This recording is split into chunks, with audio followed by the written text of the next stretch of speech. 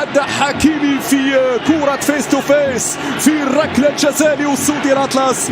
حكيمي إذا يسعى للتنفيذ. يلا يا حكيمي، يلا يا حكيمي، يلا يا حكيمي.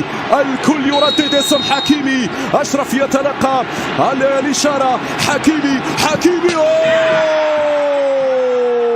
غير معقول، غير معقول. تضرب في العارضة وتخرج، غير معقول. الكرة تضرب في العارضة وتخرج في نهاية المطاف. يا للحظ العاثر. الكرة ما حبش تدخل يا حكيمي، الكرة ما حبش تدخل يا حكيمي، الكرة ما بغاش تدخل يا حكيمي. معلش عندنا دقائق، عندنا دقائق يا أشرف يا حكيمي.